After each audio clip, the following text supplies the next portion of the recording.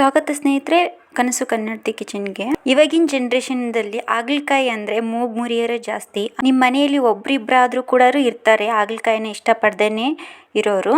ಅಂಥವ್ರಿಗೆ ಈ ರೆಸಿಪಿ ಅಂತ ಹೇಳ್ಬೋದು. ನೋಡಿ ಸ್ನೇಹಿತರೆ, ಇವತ್ತಿನ ಸಂಚಿಕೆಯಲ್ಲಿ ನಾನು ಹಾಗಲಕಾಯಿ ಎಣ್ಗಾಯಿಯನ್ನು ಯಾವ ರೀತಿಯಾಗಿ ಮಾಡೋದಂತ ತೋರಿಸ್ಕೊಡ್ತಾ ಇದ್ದೀನಿ. ಸ್ವಲ್ಪ ಕೂಡ ಕಹಿ ಇರೋದಿಲ್ಲ. ಇವಾಗ ನೋಡಿ, ಮೊದಲಿಗೆ ನಾನಿಲ್ಲಿ ತೊಳೆದು ಈ ರೀತಿಯಾಗಿ ಹಾಗಲಕಾಯಿ ಮಧ್ಯದಲ್ಲಿ ಕಟ್ ಮಾಡಿಕೊಂಡು ಒಳಗಡೆ ಇರುವಂತಹ ಬೀಜಗಳನ್ನೆಲ್ಲ ತೆಗೆದುಕೊಂಡಿದ್ದೀನಿ. ಈ ರೀತಿಯಾಗಿ ಇದ್ರ ಮೇಲ್ಗಡೆ ಇರುವಂತಹ ಸಿಪ್ಪೆಯನ್ನು ತೆಗೆದುಕೊಳ್ಳೋದೇನು ಅವಶ್ಯಕತೆ ಇಲ್ಲ.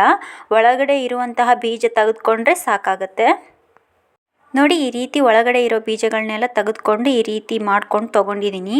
ಈಗ ಈ ಹಾಗಲಕಾಯಿಗಳನ್ನು ನಾನಿಲ್ಲಿ ಮೊದಲಿಗೆ ಗ್ಯಾಸ್ ಒಲೆ ಆನ್ ಮಾಡಿಕೊಂಡು ಎಣ್ಣೆ ಸ್ವಲ್ಪ ಬಿಸಿ ಮಾಡಿಕೊಂಡು ಈಗ ಬಿಸಿಯಾದ ಎಣ್ಣೆಗೆ ಈ ಹಾಗಲಕಾಯಿಯನ್ನು ಹಾಕಿ ಫ್ರೈ ಮಾಡ್ಕೋಬೇಕಾಗತ್ತೆ. ಈ ರೀತಿಯಾಗಿ ಮೇಲ್ಗಡೆ ಎಲ್ಲ ಚೆನ್ನಾಗಿ ಕರ್ದಿರೋ ರೀತಿಯಾಗಿ ಫ್ರೈ ಆಗಬೇಕು.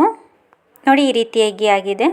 ಯಾವ ರೀತಿ ಕಲರ್ ಚೇಂಜ್ ಆಗಿದೆ ನೋಡಿ. ಈ ರೀತಿ ಆದಮೇಲೆ ಒಂದು ಪ್ಲೇಟಿಗೆ ತೆಗೆದಿಟ್ಕೊಂಡಿದ್ದೀನಿ ಪಕ್ಕಕ್ಕೆ. ಈಗ ಇದಕ್ಕೆ ಮಸಾಲೆ ರೆಡಿ ಮಾಡ್ಕೊಳ್ಳೋಣ. ಒಂದು ತವಾದಲ್ಲಿ ಸ್ವಲ್ಪ ಎಳ್ಳು, ಕೊಬ್ಬರಿ, ಸ್ವಲ್ಪ ಶೇಂಗಾ, ಸ್ವಲ್ಪ ಉದ್ದಿನಬೇಳೆ ಇದನ್ನೆಲ್ಲದನ್ನು ಫ್ರೈ ಮಾಡ್ಕೋಬೇಕಾಗತ್ತೆ ಈ ರೀತಿಯಾಗಿ.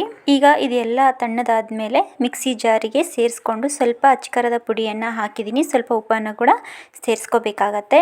ಇದೆಲ್ಲ ಸೇರಿಸ್ಕೊಂಡು ಮಿಕ್ಸಿ ಮಾಡಿ ತೊಗೊಂಡಿದ್ದೀನಿ ಈ ಪೌಡರನ್ನು. ಈಗ ಈ ಪೌಡರನ್ನು ಫ್ರೈ ಮಾಡಿ ಎತ್ತಿಟ್ಕೊಂಡಿದ್ದೀರಲ್ವ ಹಾಗಲಕಾಯಿ ಒಳಗಡೆ ಈ ರೀತಿಯಾಗಿ ಫಿಲ್ ಮಾಡಬೇಕಾಗತ್ತೆ. ಎಲ್ಲ ಹಾಗಲಕಾಯಿಗೂ ಕೂಡ ಇದೇ ರೀತಿ ಫಿಲ್ ಮಾಡಿ ತೊಗೊಂಡಿದ್ದೀನಿ ನಾನು.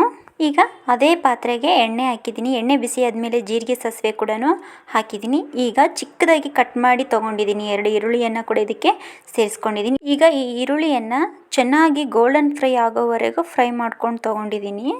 ಈಗ ಸ್ವಲ್ಪ ಅರಿಶಿಣದ ಪೌಡರನ್ನು ಕೂಡ ಇದಕ್ಕೆ ಸೇರಿಸ್ಕೊಂಡಿದ್ದೀನಿ. ಈ ಪೌಡರ್ ಸ್ವಲ್ಪ ಹಸಿ ವಾಸನೆ ಹೋಗೋವರೆಗೂ ಈ ರೀತಿ ಫ್ರೈ ಮಾಡ್ಕೋಬೇಕಾಗತ್ತೆ.